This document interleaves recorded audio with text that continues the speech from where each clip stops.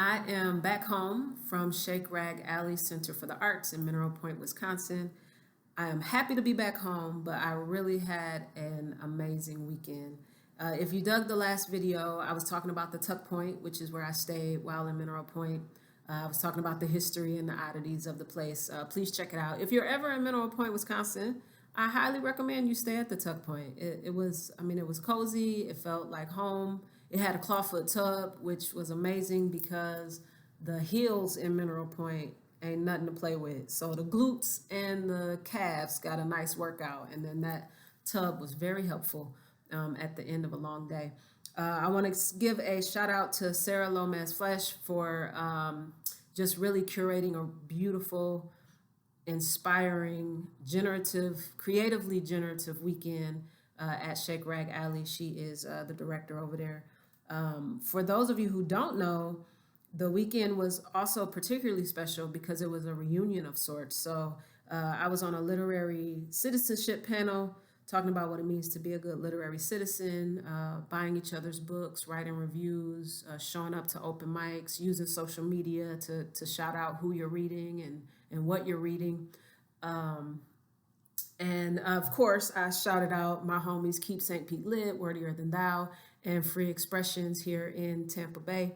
Outside of the panel, I did a craft talk on revision, had a really wonderful time with that, looking at revision through a lens of reimagining and revisiting, looking at it through a lens of creation and discovery rather than always talking about, cutting and tearing things down and your first draft being garbage. And it's like, it's not garbage. It's what you've created, and we just got to mine it for those beautiful parts that are worth keeping and that are kind of going to move your vision for the piece forward. So just really, really dynamic discussion about revision over the weekend.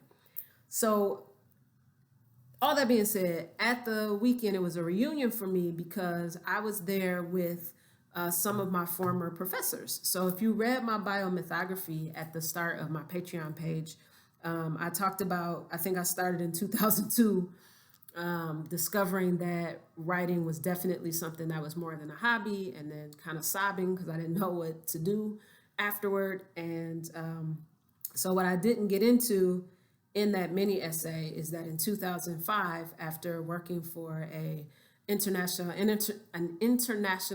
IT consulting firm, I did quit that job and go to graduate school under the inspiration and encouragement of my dear, dear friend, Bonita Newton, who has since transitioned.